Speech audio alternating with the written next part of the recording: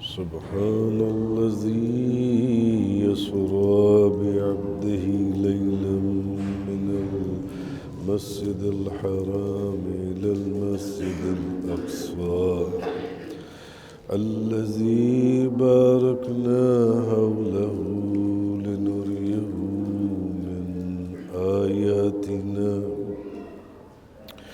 إنه هو السميع البصير. میں نے آپ کے سامنے تلاوت کی سورہ بنی اسرائیل کی آیت نمبر 1.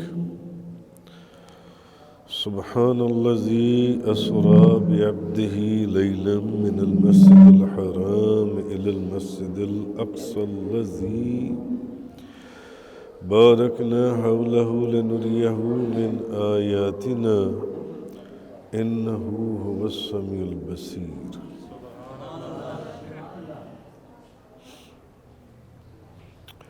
یہ رجب کی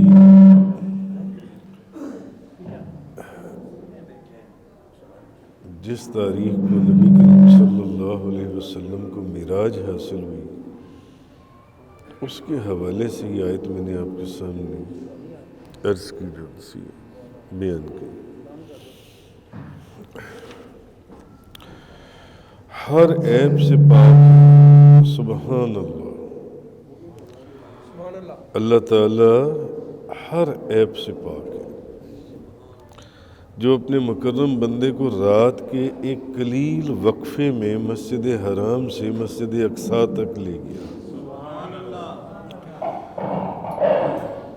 مسجد حرام سے مسجد اقصیٰ تک لے گیا رات کے ایک قلیل سے حصے میں. ایک قلیل سے حصے میں وہ جو ذات ہے وہ ہر عیب سے پاک ہے. اس کے لیے کوئی مشکل کام نہیں ہے. اس لیے اللہ تعالیٰ نے سب سے پہلے اپنی پاکی بیان کی. اللہ تعالیٰ نے اس واقعے کو بیان کرنے سے پہلے سبحان اللہ کہہ دیا. اور اس میں ایک درس یہ ہے جو میں اکثر عرض کرتا ہوں کہ جب یہ جو معراج کا واقعہ ہے جو رات کل انشاءاللہ آ رہی ہے وہ مقدس اور بابرکت رات ہے کہ اس واقعے کو سننے سے پہلے اور سنانے سے پہلے اور لکھنے سے پہلے اور لکھانے سے پہلے اور پڑھنے سے پہلے اور پڑھانے سے پہلے ہمیں بھی سبحان اللہ کہہ دینا چاہیے. کیونکہ جب اللہ رب العزت نے اپنے محبوب کے سفر کا ذکر فرمایا تو پہلے سبحان اللہ کہہ دیا.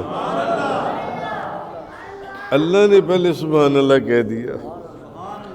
تو پھر ہمارا کام ہے کہ ہم اللہ کی سنت کے اوپر عمل کرتے ہوئے جب معراج کا قصہ بیان کریں تو بیان کرنے سے پہلے سننے سے پہلے لکھنے سے پہلے لکھانے سے پہلے سنانے سے پہلے ہمیں بھی سبحان اللہ کہہ دینا چاہیے تاکہ اللہ کی سنت کے اوپر جو سا ہے وہ عمل ہو جائے. کیوں؟ یہ کیسا پیارا سفر ہے. یہ کیسا پیارا سفر ہے اس کے محبوب کا جس کو بیان کرنے سے پہلے اللہ نے سبحان اللہ کہہ دیا. یہ کیسا پیارا سفر ہے. تو سبحان الذی اسری بعبدہ لیلا من المسجد الحرام الی المسجد الاقصی الذی بارکنا حولہ لنریہ من آیاتنا انہ هو السمیع البصیر. ہر عیب سے پاک ہے جو اپنے بندے اپنے مکرم بندے کو رات کے قلیل وقفے میں مسجد حرام سے مسجد اقصیٰ تک لے گیا. ہر عیب سے پاک ہے. یعنی یہ دعویٰ نبی کریم صلی اللہ علیہ وسلم نے تو بعد میں فرمایا. آپ نے تو اس کا اظہار بعد میں کیا مگر اللہ نے اس کا پہلے دعویٰ فرما دیا کہ یہ نہ سمجھنا کہ یہ صرف اظہار میرے محبوب کا ہے بلکہ یہ دعویٰ تو میں کر رہا ہوں جو ہر عیب سے پاک ہے.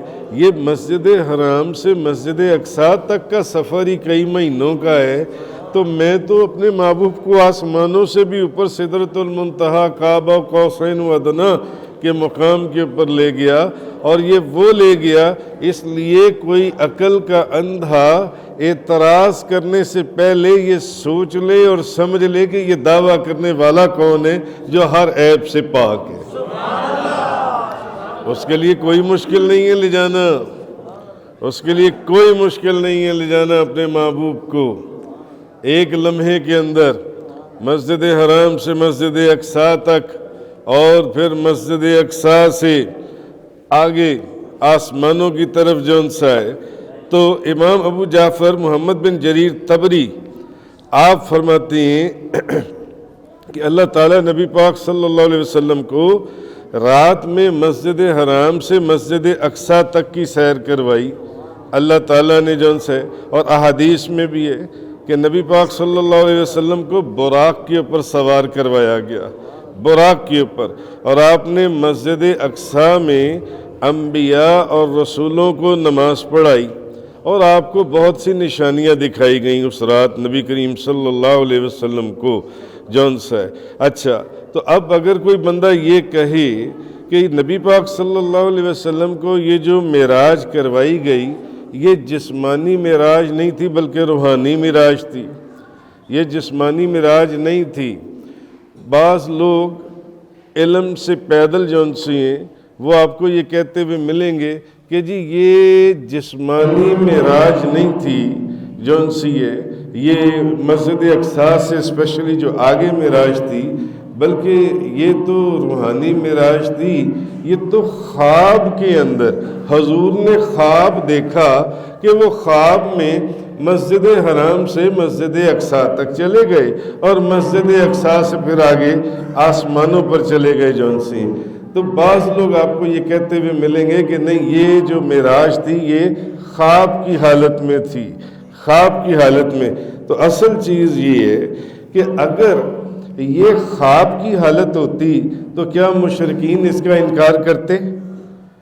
کیا مشرکین اور منکرین اس کا انکار کرتے؟ کبھی بھی نہ کرتے. کیوں؟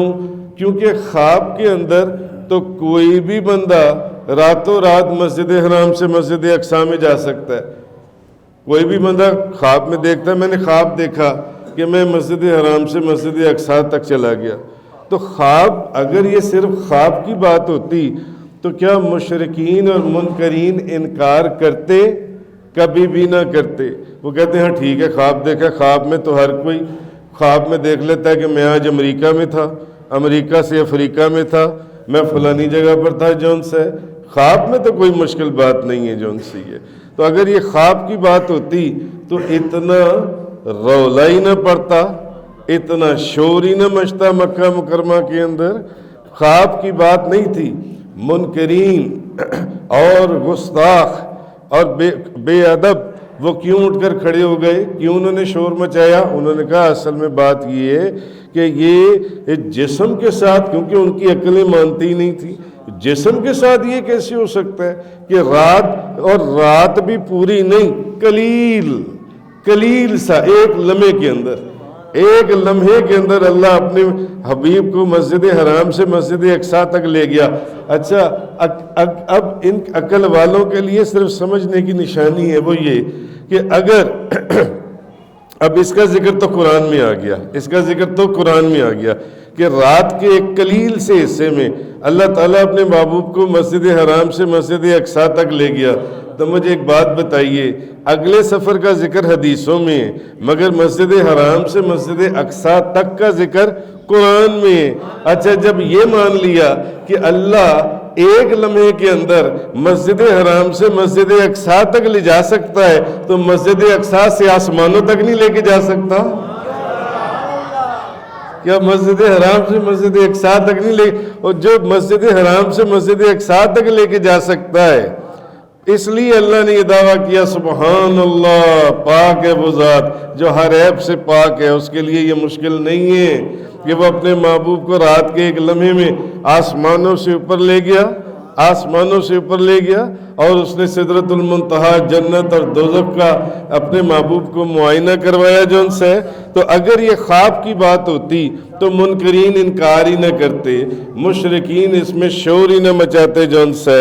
دوسرا ایک چیز اور ہے کہ اگر اس میں پھر اللہ تعالیٰ کی کوئی نشانی بھی نہ ہوتی جو ان سی ہے, اس میں پھر اللہ کی کوئی نشانی بھی نہ ہوتی, مشرکین اس کا رد نہ کرتے جو ان سے. اور اللہ تعالیٰ نے یہ جو فرمایا اسری بعبدہ, یہ نہیں فرمایا اسری بروح عبدہ. اللہ نے فرمایا اللہ تعالیٰ اپنے بندے کو لے گیا, اپنے بندے کو لے گیا. یہ نہیں فرمایا کہ اپنے بندے کی روح کو لے گیا خواب کے اندر, نہیں, فرمایا اپنے بندے کو لے کر گیا جو ان سے. تو نبی پاک صلی اللہ علیہ وسلم کا براق پر سوار ہونا بھی حضور کو, اچھا پھر لے کر کس پر گئے؟ براق کے اوپر, براق کے اوپر لے کر گئے. اب آپ مجھے ایک بات بتائیے کہ براق کے اوپر سوار ہونا جو ان سے ہے, یہ جسم کا تقاضا ہے یا روح کا تقاضا ہے؟ کیا روح کو ضرورت ہے کسی سواری کی؟ یہ تو جسم کو ضرورت ہے سواری کی. تو یہ چیز بھی مفسرین نے لکھی ہے کہ اس چیز سے بھی ثابت ہوتا ہے کہ حضور کو یہ جو معراج تھی یہ روحانی بھی تھی اور جسمانی بھی تھی, یہ روحانی بھی تھی اور جسمانی بھی تھی. براق برق سے بنا ہے, برق کا مطلب ہے بجلی, اور براق ہے بجلیوں کا مجموعہ, براق ہے بجلیوں کا مجموعہ جو ان سے. یہ کہتے ہیں کہ نبی پاک صلی اللہ علیہ وسلم ہماری طرح بشر ہیں, ہماری طرح بشر ہیں, دیکھنے میں ہمارے مثل بشر ہیں, حقیقت میں وہ کوئی اور بے مثل نورانی بشر ہیں, بے مثل نورانی بشر ہیں. نبی کریم صلی اللہ علیہ وسلم براق برق سے, برق بجلی, براق بجلیوں کا مجموعہ. اگر حضور تمہاری طرح بشر ہیں, تم یہ ایک چھوٹی سی ننگی یہ تار پکڑ کر دکھا دو, تمہارا مسئلہ ختم ہو جائے گا, حل نہیں ہوگا. حضور تو بجلیوں کے مجموعے کے اوپر بیٹھ کر تشریف لے گئے, حضور تو بجلیوں کے مجموعے کے اوپر بیٹھ کر حضور جون سے تشریف لے گئے جون سے. دوسرا یہ کہ اگر یہ معاملہ خواب کا ہوتا یا روحانی, صرف روحانی ہوتا خواب کی صورت میں جون سے, تو پھر اس میں نہ تو اللہ کی کوئی نشانی ہوتی اور نہ اس میں کوئی نبی پاک صلی اللہ علیہ وسلم کا کوئی خاص معجزہ ہوتا. اس بات مفسرین نے لکھا ہے. اور نہ, اچھا اگر یہ خواب کا واقعہ ہوتا, اگر یہ خواب کا واقعہ ہوتا میں آپ سے ایک بات کروں, میں آپ کو کہوں کہ فاروق صاحب, دعا کریں اللہ فاروق صاحب کو سلامت رکھے, ان کی خواہش یہ ہے کہ جگہ جگہ جو ان سے نا حضور کا پیغام پہنچ جائے جو ان سے. ہاں اچھا میں فاروق صاحب کو یہ کہوں کہ فاروق صاحب میں راتوں رات جو ان سے نا 1 منٹ کے اندر میں امریکہ بھی گیا اور افریقہ بھی گیا, اور میں فاروق صاحب جسم کے ساتھ گیا ہوں.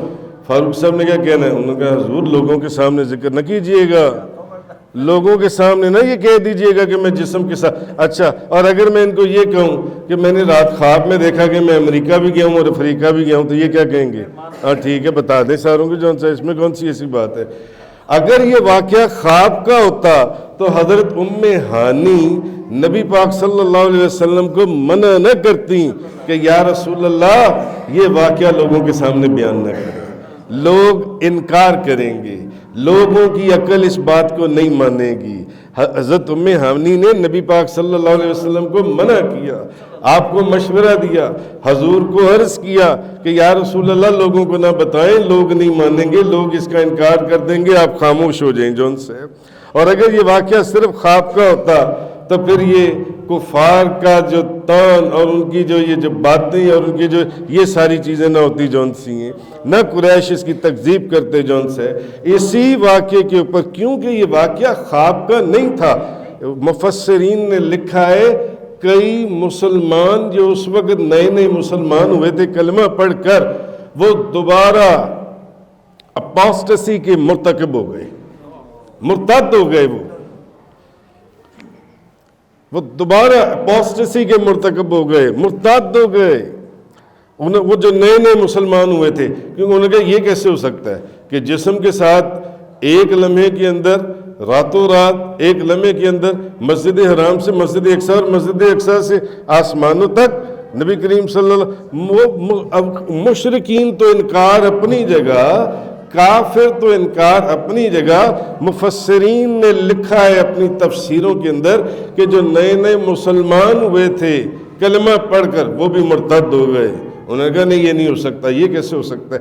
اس کا مطلب کیا ہے کہ حضور جو ارشاد فرما رہے تھے اور اللہ نے جو فرمایا بعبدہ ہی، اپنے بندے کو لے گیا، اس کا مطلب ہے کہ یہ خواب کا واقعہ نہیں تھا، یہ جسم کا واقعہ تھا. اللہ تعالیٰ حضور کو اپنے جسم اور روح کے ساتھ لے کر گیا جون سے. اور اگر یہ خواب کا واقعہ ہوتا تو اس کا انکار ہی نہ کیا جاتا. اور نیند میں جو واقعہ ہو اس کے لیے اسرا کا لفظ نہیں آتا. قرآن کے اندر اس کی کئی مثالیں، اگر ہم اس طرف جائیں گے تو بات جون سی ہے وہ لمبی ہو جائے گی. اچھا، پھر اللہ تعالیٰ نے فرمایا سبحان الذی اسری بعبدہ لیلا من المسجد الحرام الی المسجد الاقصی، کہ پاک ہے وہ ذات جو اپنے بندے کو لے گیا، اپنے مکرم بندے کو راتوں رات کے کچھ حصے کے اندر جون سے ہے. اچھا، بندے کے عبد کے معنی کیا ہیں؟ جو بندہ وہ ہے جو اپنی مرضی سے اللہ کی عبادت کرے. بندہ وہی ہے نا جو اپنی مرضی سے اللہ کی عبادت کرے. اور بعض ان کی یہ جو بندہ اپنی مرضی سے اللہ کی عبادت کرے اس کی عبادت کامل بھی ہوتی ہے اور اس کی عبادت اللہ کو پسند بھی ہوتی ہے. اور یہ وہ لوگ ہیں جن کی مثال اللہ تعالیٰ دوسرے لوگوں کے سامنے رکھتا ہے اور ان کی عبادت کے اوپر ناز فرماتا ہے اور فخر فرماتا ہے اور ان کو اپنا بندہ کہنے پر بھی فخر فرماتا ہے اللہ تبارک و تعالیٰ. اس لیے آپ دیکھ لیجئے کہ جب ابلیس نے کہا کہ مجھے مہلت دی جائے، میں تیرے بندوں کو بدل دوں گا. ابلیس نے کیا کہا؟ میں تیرے بندوں کو بدل دوں گا، ان کی کیفیات کو، ان کی حالت کو تبدیل کر دوں گا. اللہ نے کیا فرمایا؟ ان عبادی لیس لک علیہم سلطان. اے ابلیس، بے شک میرے تو بدل دے گا مگر جو میرے بندے ہیں ان پر تیرا زور نہیں چلے گا. میرے بندوں پر. اللہ اکبر.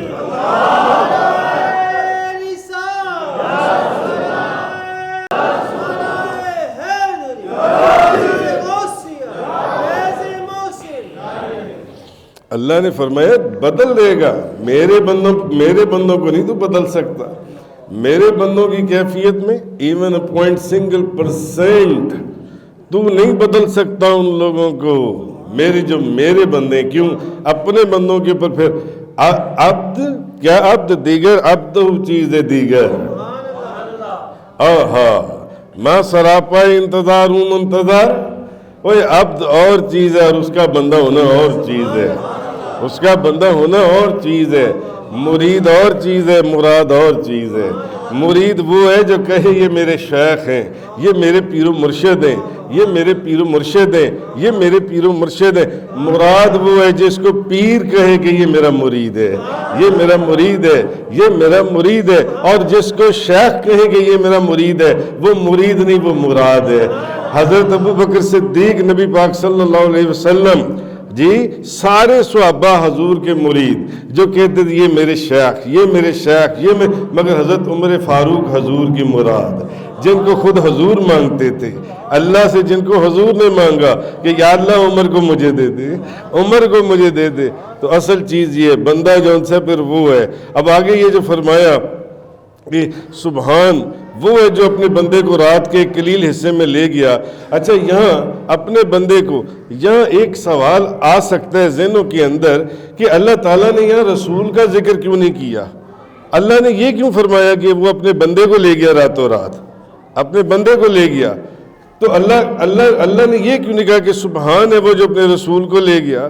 تو رسول وہ ہے جو اللہ کے پاس سے بندوں کی طرف آتا ہے، جو اللہ کے پاس سے بندوں کی طرف آتا ہے.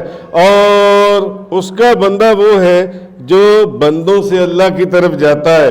اور یہ وقت اللہ کے پاس سے بندوں کی طرف آنے کا نہیں تھا بلکہ مخلوق کی طرف سے اللہ کے پاس جانے کا تھا. اس لیے فرمایا کہ اپنے بندے کو لے گیا، اپنے بندے کو لے گیا. تو نبی کریم صلی اللہ علیہ وسلم کی بزرگی اور آپ کی شان بے انتہا، بے کمال اللہ تعالیٰ نے جو آپ کو بزرگی عطا فرمائی جون سی ہے. اچھا، دوسری چیز ایک چیز یہ کہ اب یہ بھی آپ نے پڑھا کہ حضور نے مسجد اقصیٰ کے اندر نبیوں کی جماعت کروائی. تمام نبیوں اور رسولوں نے آپ کے پیچھے نماز پڑھی جون سی ہے، تمام نے. اچھا اب ایک بات اور بھی ہے، جب اللہ تعالیٰ نے لے کے سدرۃ المنتہا پہ جانا تھا، کعبہ قوسین و ادنیٰ کے مقام پر جانا تھا اللہ تعالیٰ نے، تو ضرورت کیا تھی مسجد اقصیٰ کے اندر لے جانے کی؟ اللہ تعالیٰ مسجد حرام سے ڈائریکٹ ہی آسمانوں کے اوپر لے جاتا۔ اللہ تعالیٰ مسجد حرام سے پہلے مسجد اقصیٰ میں اپنے محبوب کو کیوں لے گیا؟ جی پہلے سارے رسول امتی بننے تھے۔ بے شک بے شک، دیکھیں اصل چیز یہ کہ عالم میثاق میں اللہ تعالیٰ نے نبیوں سے ایک وعدہ لیا تھا۔ اللہ تعالیٰ نے عالم میثاق میں نبیوں سے ایک وعدہ لیا تھا کہ جب میرا نبی میرا محبوب آ جائے میرا، تو اپنی نبوت کا تاج ایک طرف رکھ دینا اور میرے نبی کا کلمہ پڑھ کر اس کی امت میں داخل ہو جانا، اس کی امت میں داخل ہو جانا اور ان کی مدد کرنا اور ان پر ایمان لانا۔ وَإِذْ أَخَذَ اللَّهُ مِيثَاقَ النَّبِيِّينَ لَمَا آتَيْتُكُم مِّن كِتَابٍ وَحِكْمَةٍ، کہ جب میرا وہ محبوب آ جائے، جب میرا وہ محبوب آ جائے، اللہ نے سارے نبیوں سے وعدہ لیا تو میں تم کو جو کتاب اور حکمت دوں، پھر وہ میرا محبوب آ جائے جو تمہاری بھی تصدیق کرے، تو پھر سارا کچھ چھوڑ کر ان کے اوپر ایمان لے آنا اور ان کی تصدیق کرنا اور ان کا کلمہ پڑھنا جو ان سے۔ ایک تو اس وعدے کے پورا کرنے کا وقت آ گیا تھا، سارے نبیوں کو اللہ تعالیٰ نے مسجد اقصیٰ کے اندر اکٹھا کر لیا جو ان سے۔ اچھا دوسری ایک چیز یہ بھی ہے کہ اگر یہ بات ذہن میں آئے کہ بھی اللہ تعالیٰ جو ان سے حضور کو پہلے مسجد اقصیٰ تک لے کر گیا، پھر آسمانوں پر لے کر گیا، ڈائریکٹ آسمانوں پر کیوں نہیں لے گیا؟ ڈائریکٹ اپنے پاس کیوں نہیں بلا لیا؟ پہلے حضور کو مسجد اقصیٰ کی طرف بلایا، پھر آسمانوں کے اوپر، بھئی ڈائریکٹ ہی اوپر لے جاتا اللہ تعالیٰ جو ان سے، ڈائریکٹ لے جا سکتا تھا نا۔ تو اس میں ایک نقطہ مفسرین نے یہ لکھا، انہوں نے لکھا کہ اصل بات یہ تھی کہ جن لوگوں نے، اللہ جانتا تھا کہ کچھ لوگ ایسے بھی ہیں جنہوں نے انکار کرنا ہے، بعض تو غیر ہیں منکرین اور مشرکین، مگر بعض اپنے بھی ہوں گے، جیسے کہ میں نے آپ کو کہا کہ بعض جو نئے لوگ مسلمان ہوئے تھے وہ بھی مرتد ہو گئے، وہ بھی مرتد ہو گئے۔ اچھا اب اللہ تعالیٰ اس میں ایک حکمت مفسرین نے یہ بیان کی، انہوں نے کہا کہ اس میں یہ حکمت تھی کہ اللہ تعالیٰ آپ کو پہلے مسجد اقصیٰ میں اس لیے لے کر گیا کیونکہ جن لوگوں نے انکار کرنا تھا نا مکہ مکرمہ میں، مشرکین نے یا منکرین نے، ان میں سے بے شمار لوگ پہلے مسجد اقصیٰ میں گئے ہوئے تھے، وہ مسجد اقصیٰ کو دیکھ کر آئے ہوئے تھے۔ تو اب جب حضور نے اس سفر کا اظہار فرمایا اور انہوں نے انکار کیا تو انہوں نے حضور سے پوچھا، انہوں نے کہا اچھا آپ ہمیں یہ بتائیے، آپ ہمیں یہ بتائیں کہ اگر آپ واقعی رات کے ایک لمحے کے اندر مسجد اقصیٰ بھی گئے ہیں اور آگے اوپر آسمانوں پر بھی گئے ہیں، تو مسجد اقصیٰ کا ذرا ہمیں نقشہ تو بتائیں کہ فلانی جگہ پر کیا ہے، فلانا دروازہ کہاں ہے، فلانا ستون کہاں ہے، فلانا پلر کہاں ہے، فلانی چیز کدھر ہے، ساری مسجد اقصیٰ کا ذرا ہمیں آپ نقشہ تو بتائیے۔ یہ کن لوگوں نے سوال کیا؟ جو مسجد اقصیٰ میں پہلے گئے ہوئے تھے۔ تو اس لیے ایک یہ حکمت بھی تھی کہ اب حضور نے ان کو ایک ایک کر کے ساری نشانیاں بتا دیں۔ اب حضور تو پہلے کبھی مسجد اقصیٰ نہیں نہ گئے تھے، آج رات ہی گئے تھے نا، حضور نے بتا دیا مسجد اقصیٰ کا یہ نقشہ ہے، یہ نقشہ ہے، یہ نقشہ ہے، یہ نقشہ ہے مسجد اقصیٰ کا جون سے۔ اب جب ان لوگوں نے حضور سے سنا تو انہوں نے کہا واقعی حضور تو بالکل صحیح فرما رہے ہیں، کیونکہ وہ لوگ مسجد اقصیٰ میں گئے ہوئے تھے، ان میں سے بعض لوگ جو مشرکین اور منکرین اس کا انکار کر رہے تھے، تو انہوں نے کہا کہ یہ تو بالکل صحیح نشانی ہے۔ کہنے کا مقصد یہ کہ اگر حضور کو اللہ تعالیٰ ڈائریکٹ آسمانوں کے اوپر لے جاتا تو آسمانوں اور جنت اور دوزخ کو کس نے دیکھا ہوا تھا؟ تو حضور جو مرضی بتاتے رہتے، ان کی تصدیق کون کرتا؟ تو اب مشرکین اور منکرین میں سے ہی بعض لوگ اس کی تصدیق کر رہے تھے کہ مسجد اقصیٰ کا یہی نقشہ ہے جو حضور بتا رہے ہیں، جو حضور بتا رہے ہیں۔ یہ چیز تھی، یہ حکمت تھی نبی کریم صلی اللہ علیہ وسلم کو ڈائریکٹ مسجد اقصیٰ میں لے جانے کی جون سی ہے۔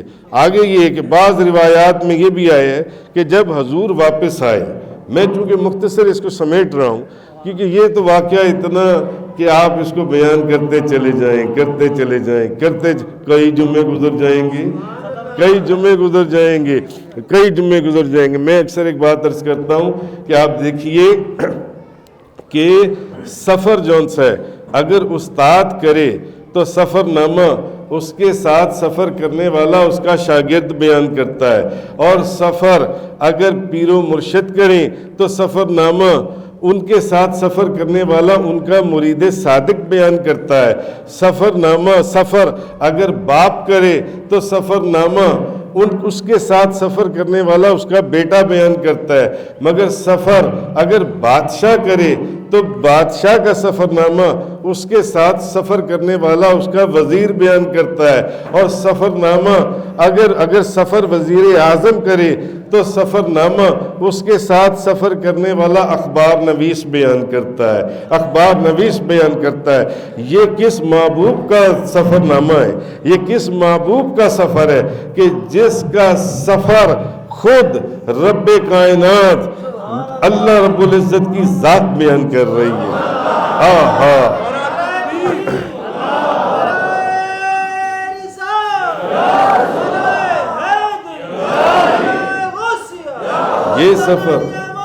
یہ سفر نامہ ہے تاجدار دو جہاں، یہ سفر نامہ ہے شاہ سوار لامکان، یہ سفر نامہ ہے مالک زمین و آسمان، یہ سفر نامہ ہے روح کن فقاں، سید السادات، جوہر کائنات، جان حیات، منبع فیوز و برکات، حضور پر نور، شافی یوم النشور، حبیب رب غفور، رسول خدا، شاہ خدا، نور خدا، احمد مجتبی، حضرت محمد مصطفیٰ صلی اللہ تعالیٰ علیہ وآلہ وصحبہ بارک وسلم، یہ آپ کا سفر نامہ ہے، اور سفر نامہ بھی اس کتاب کے اندر اللہ بیان کر رہا ہے، ذالک الکتاب لا ریب فیہ، کہ جس کتاب کے اندر کوئی شک و شبے کی بات ہی نہیں ہے۔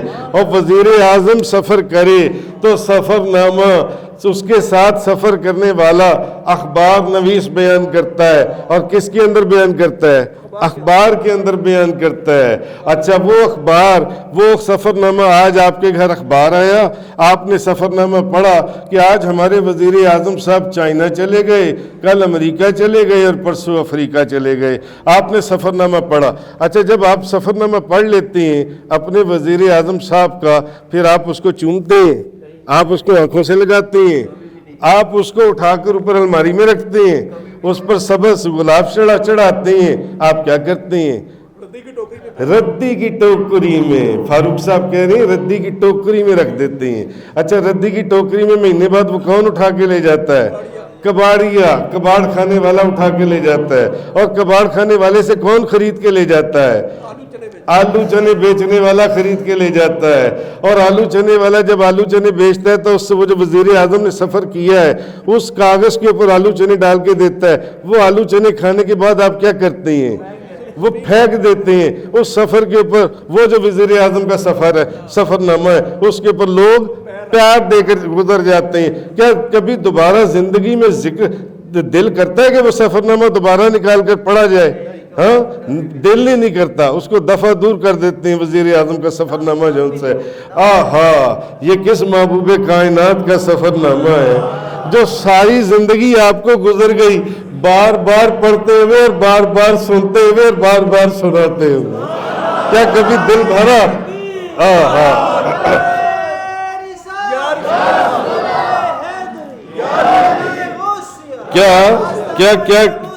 کیا کبھی دل بھرا اس کا جون سے، اس سفر نامے کو سننے سے، اس سفر نامے کو سنانے سے، اس سفر نامے کو پڑھنے؟ ہماری ساری زندگی گزر گئی، ہم ساری زندگی یہی سفر نامہ مختلف سینکڑوں تفسیروں میں اور سینکڑوں حدیثوں میں پڑھتے چلے آ رہے ہیں، اور آج بھی دل نہیں بھرتا، آج بھی معاذ اللہ بس دل کرتا ہے پڑھتے چلے جاؤ اس سفر نامے کو۔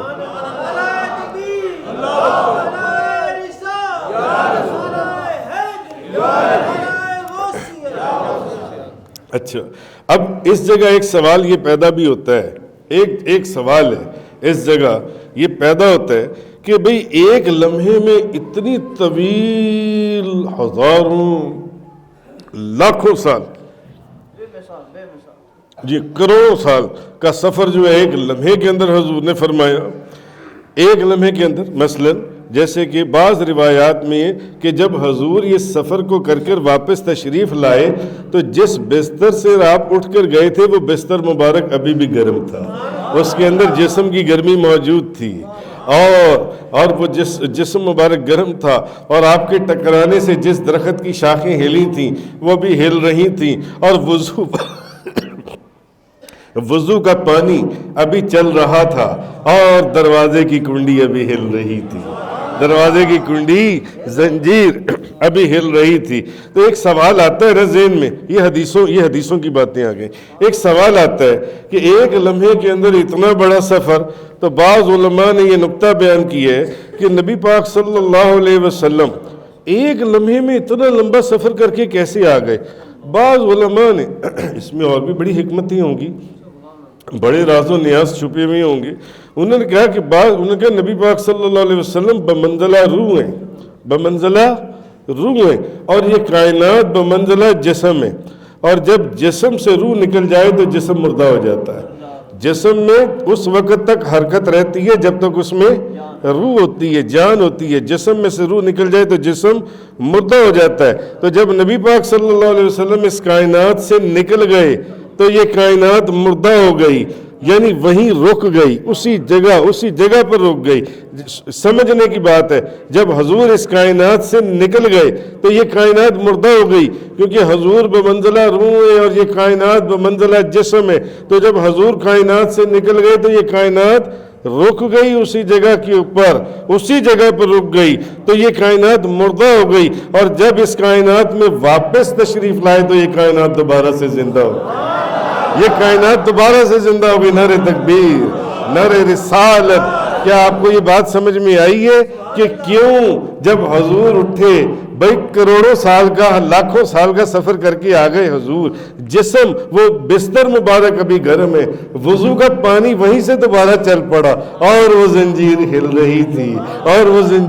رہی تھی، یہ چیز، یہ علماء نے یہ بات بتائی۔ جیسے ہی حضور کائنات میں واپس آئے تو وہ جیسے جسم میں ایک دم روح واپس آئی تو جسم دوبارہ زندہ ہو گیا، کائنات دوبارہ زندہ ہو گئی، وہیں سے کائنات دوبارہ چل پڑی۔ آسمانوں، زمینوں، سورج، سیاروں کی گردش جہاں تک پہنچی تھی وہیں پر رک گئی تھی، اور جب آپ کائنات میں آئے تو وہ گردش اور وہ حرکت وہیں سے شروع ہو گئی۔ تو اس لیے جب آپ گھر آئے، علماء نے لکھا کہ آپ کا وہ جو زنجیر تھی وہ ہل رہی تھی، اور جو بستر مبارک تھا وہ ابھی گرم تھا، وضو کا پانی چل رہا تھا۔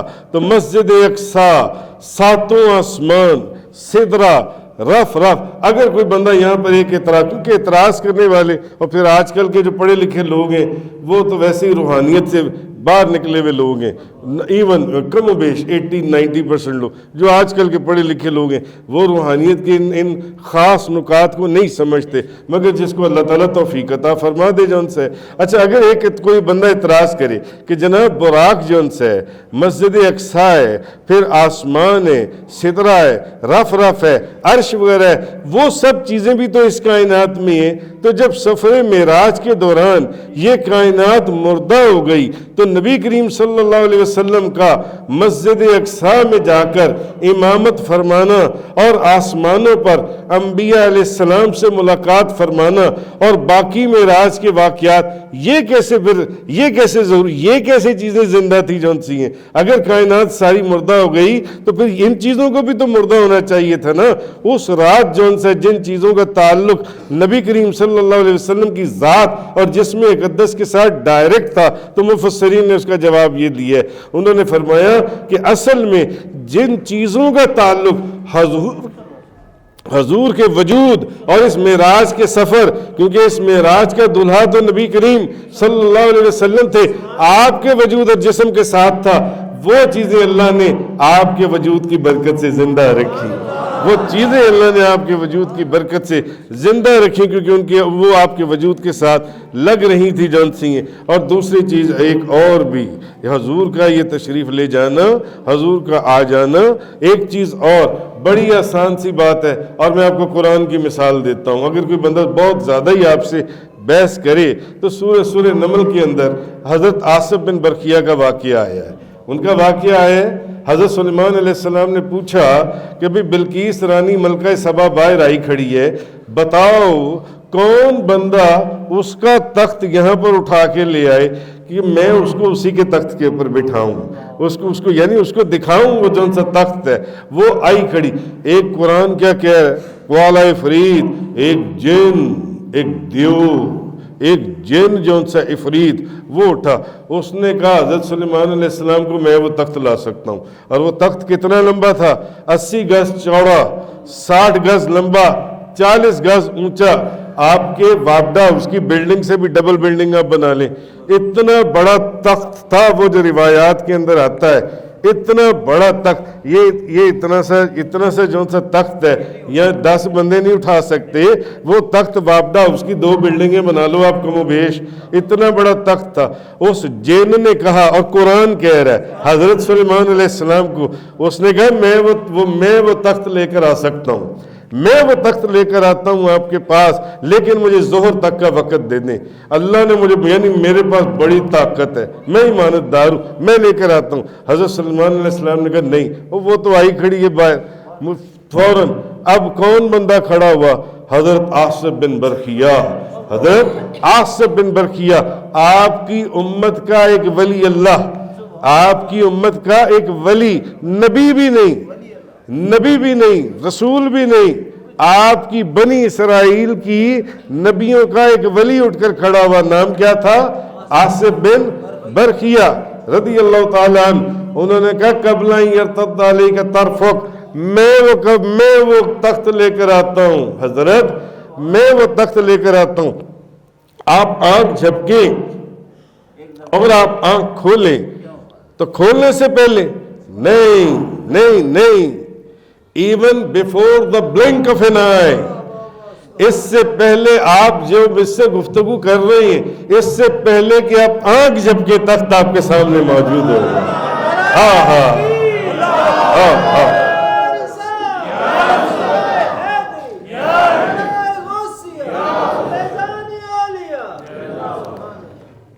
بتائیے، قرآن کا واقعہ حضرت عاصب بن برخیہ جو حضرت سلیمان علیہ السلام کی امت کا ایک ولی ہے، اگر وہ اس تخت کو ابھی آنکھ بھی نہیں جھپکی، انہوں نے ایسے بھی نہیں کیا، اور تخت وہاں پر موجود تھا، وہ تخت، اور وہ کتنے ہزاروں میل دور، نہ کوئی کرین، نہ کوئی ٹرین، نہ کوئی اور کوئی ٹرالی، کس کے اوپر لے کر آئے وہ تخت جون سے؟ آنکھ جھپکنے سے پہلے ایک اللہ کا ولی اتنا بڑا تخت اٹھا کر حضرت سلیمان علیہ السلام کے سامنے رکھ سکتا ہے ایک سیکنڈ کے اندر، تو بھئی یہ تو بات ہے نبیوں کے تاجدار، یہ تو محبوب کائنات۔ اعلیٰ حضرت نے ہمیں نہیں فرمایا خرد سے کہہ دو کہ سر جھکا لے، گما سے گزرنے والے، پڑے ہیں یا خود ڈائریکشن جوہد کو لالے، کسے بتائیں کدھر گئے تھے، خدا کی قدرت کے چاند حق کے کروڑوں منزل میں جلوہ کر کے، ابھی نہ تاروں کی چھاؤں بدلی کہ نور کے تڑکے آ لیے تھے۔ وہی ہے اول، وہی ہے آخر، وہی ہے ظاہر، وہی ہے باطن، هو الاول والآخر والظاہر والباطن وهو بكل شيء علیم۔ شیخ عبدالحق محدث دہلوی اخبار الخیار مدارج النبوت کی اندر پہلے صفحے کی پہلی لائن آپ لکھتے ہیں، یہ آیت کہ وہ اول ہے، وہ آخر ہے، وہ ظاہر ہے، وہ باطن ہے، اس کو ہر چیز کا علم ہے۔ اگر اس آیت میں اللہ کی حمد ہے تو شیخ عبدالحق محدث دہلوی فرماتے ہیں کہ اسی آیت کے اندر اللہ کے رسول کی نعت بھی موجود ہے۔ وہی ہے اول، وہی ہے آخر، وہی ہے ظاہر، وہی ہے باطن، وہی ہے اول، وہی ہے آخر، وہی ہے ظاہر، وہی ہے باطن، اسی کے جلوے، اسی سے ملنے، اسی سے اس کی طرف گئے تھے۔ یہ حضور کی شان ہے، یہ حضور کی بزرگی ہے. ہم اس کو کیا جانے؟ نبیوں کے جو معجزے. حضرت امام شرف الدین بصیری مولا یا صلی وسلم دائما ابدا علی حبیبک خیر الخلق کلہم وکل عین عطا الرسول الکرام بہا فإنما اتصلت من نورہ بہمی. امام شرف الدین بصیری، میں نے مصر کے اندر ان کے مزار پر بھی حاضری دی ہے، اور میں نے دلی کے اندر شیخ عبداللہ محدث دہلوی کے مزار پر بھی حاضری دی ہے. امام شرف الدین بصیری رحمۃ اللہ علیہ فرماتے ہیں کہ 1,00,000 کم و بیش 24,000 نبیوں کے معجزے حضور کے نور کی تجلی کا ایک عکس تھا. 1,24,000 نبیوں کے معجزے. اب کوئی بندہ سوچ سکتا ہے کہ یار سارے نبی مسجد اقصیٰ کے اندر آئے، سارے نبی مسجد اقصیٰ میں آئے اور حضور نے ان کی جماعت کروائی جون سی ہے. بھئی سارے نبیوں کا یہاں آنا اور حضور کا جماعت کروانا، اس میں اور کیا راز کی بات ہے؟ تو راز کی بات یہ ہے جو علماء نے بیان فرمائی. وہ کہتے ہیں کہ حضور جون سے ہیں. حضور سے حضرت جابر نے پوچھا، حضرت جابر بن عبداللہ انصاری، میں نے ان کے بھی مزار پر حاضری دی ہے. ایک شہر ہے سلمان نام کا شہر ہے. آپ نے میں سے شاید اس کا کسی نے نام سنا ہو، بلکہ کسی نے بھی نہیں سنا ہوگا. اس شہر کے اندر ان کا مزار ہے، حضرت جابر بن عبداللہ انصاری کا. حضرت جابر بن عبداللہ انصاری فرماتے ہیں میں نے حضور سے پوچھا، میں نے کہا یا رسول اللہ نے ہر چیز سے پہلے کس چیز کو تخلیق کیا؟ تو حضور نے فرمایا یا جابر ان اللہ تبارک و تعالی خلق قبل الاشیاء نور نبیک من نورہ. اے جابر، اللہ نے ہر چیز سے پہلے، ہر چیز کی تخلیق سے پہلے تیرے نبی کے نور کو اپنے نور سے پیدا کیا. تیرے نبی کے نور کو اپنے نور سے پیدا کیا. حضور نورانیت کی پیدائش میں سب سے اول، اور تشریف لانے میں سارے نبیوں سے آخر پر، تشریف لانے میں سارے نبیوں کے آخر پر. ہو سکتا ہے کسی کے دل میں یہ بات آتی کہ جب حضور تشریف لانے میں اخیر پر ہے تو شاید مرتبے اور مقام میں بھی اخیر پر ہے. تو اللہ نے دکھانا یہ تھا کہ یہ کہیں سوچ بھی نہ لینا کہ یہ تشریف لانے میں اخیر پر ہے تو مرتبے اور مقام میں بھی اخیر پر ہے. نہیں، بلکہ جتنے پہلے نبی آئے ہیں وہ آج سارے پیچھے کھڑے ہیں اور حضور آگے کھڑے ہیں، اور حضور آگے کھڑے ہیں. نبیوں میں نبی ایسے